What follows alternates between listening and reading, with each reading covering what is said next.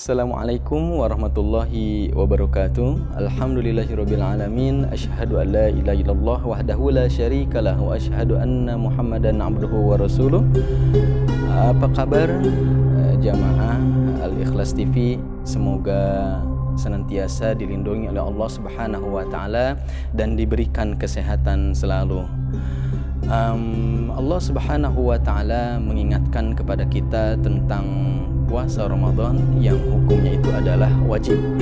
Dalam surat Al-Baqarah ayat yang ke-183, Allah Subhanahu wa taala berfirman, A'udzu billahi minasyaitonir rajim.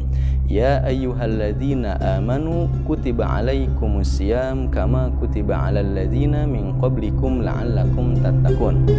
Ya ayyuhalladzina amanu, hai orang-orang yang beriman, kutiba alaikumusiyam, diwajibkan atas kalian untuk melaksanakan puasa, kama kutiba alal ladzina min qablikum, sebagaimana puasa itu diwajibkan atas orang-orang sebelum kalian, la'allakum tattaqun, agar kalian semuanya jadi orang-orang yang bertakwa.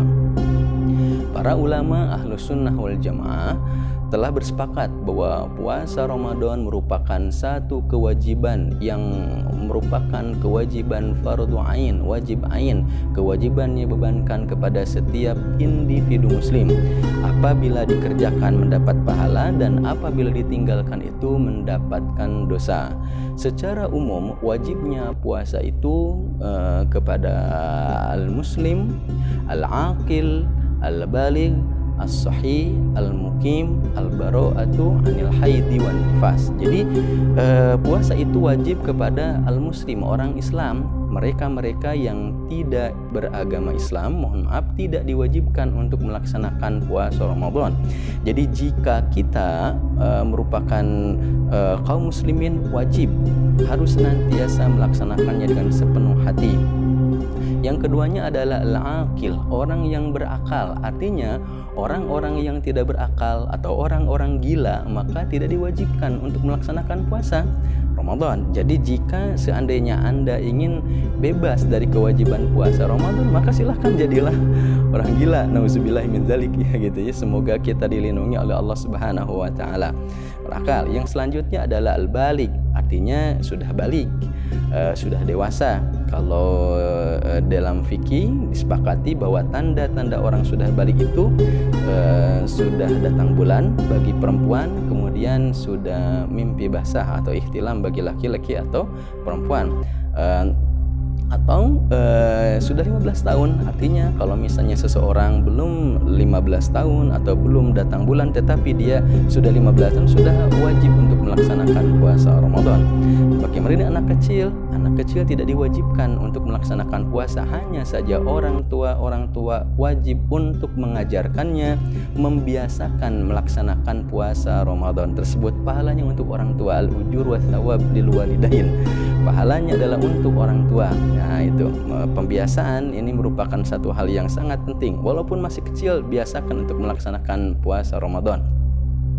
Yang selanjutnya adalah as-sahih, yaitu dalam kondisi sehat jasmaninya ya, tidak dalam kondisi sakit.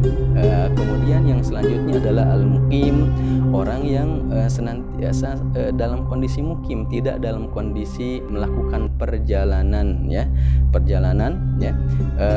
Hanya saja perlu diketahui, kalaupun sakit itu sakit yang bagaimana dulu ya, jangan sampai sakit yang ringan tidak berpuasa. Kenapa tidak berpuasa? Aduh maaf ya, saya lagi sakit jerawat gitu ya, nggak bisa gitu.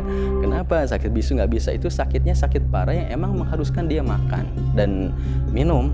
Yang selanjutnya adalah safar, perjalanan yang sangat jauh, melelahkan dan emang bisa memudaratkan kalau dia puasa. Yang selanjutnya adalah al-bara'atu 'anil haidi wan nifas, artinya bersih dari haid dan nifas. Ini khusus bagi perempuan. Ini adalah wajibnya. Oleh karenanya, walaupun itu merupakan satu kewajiban, ternyata Islam ini merupakan agama yang tidak memberatkan kepada pemeluknya. Dalam Islam ada yang namanya rukhsah, yaitu keringanan. sholat ada keringanan ya, begitu juga melaksanakan ibadah puasa Ramadan ada keringanan. Apa maknanya? Ada kondisi-kondisi tertentu yang mana melaksanakan puasa Ramadan itu tidak lagi jadi satu kewajiban, artinya boleh tidak dilaksanakan kewajiban puasa Ramadan tersebut, nanti bisa diganti dengan qada ataupun fidyah. Nah, pertanyaannya itu adalah kondisi-kondisi yang bagaimana yang emang menjadikan seseorang itu tidak wajib untuk melaksanakan puasa Ramadan. Yang pertama itu adalah marid, artinya sakit. Dalam surat Al-Baqarah ayat 184 Allah Subhanahu wa taala berfirman, wa in tumardu aw ala safarin, gitu. Dan apabila engkau dalam kondisi sakit ataupun dalam kondisi safar, gitu kan ya. Jadi sakit safar. Jadi sakitnya itu emang ada sakit-sakit yang emang dia itu bisa diganti dengan qada, bisa juga dengan fidyah.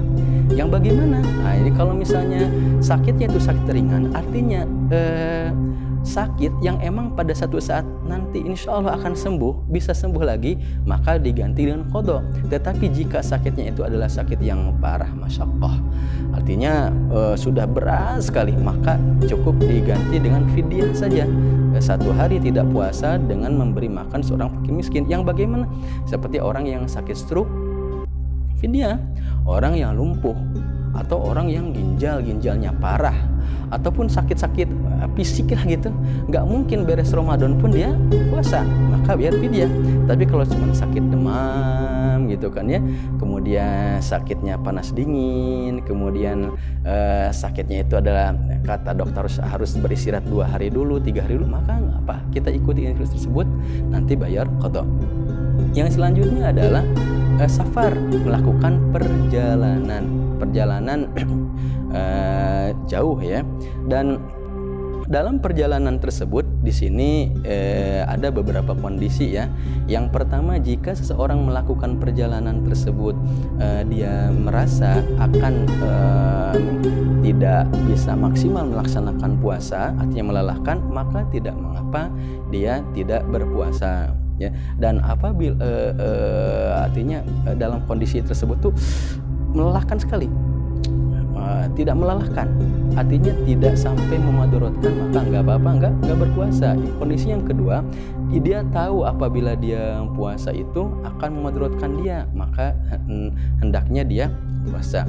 Jadi kalau misalnya tidak berpuasa, itu adalah mereka yang merasa dalam perjalanan itu dia mampu. Tetapi kalau misalnya dia dalam safar itu misalnya tidak mampu, ya nggak berpuasa, gitu kan ya, nanti bayar qada. Jadi ini ada 2 pilihan.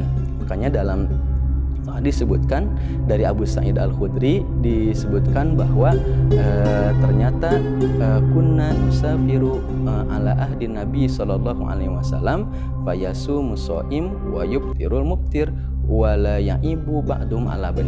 Jadi di masa Rasulullah kami sempat melakukan safar bersama Rasulullah sallallahu alaihi wasallam, melakukan perjalanan. Di antara kami ada yang berpuasa, ada juga yang tidak berpuasa, dan antara kami yang satu dengan lainnya itu tidak saling mencela. Silahkan lihat kemampuannya.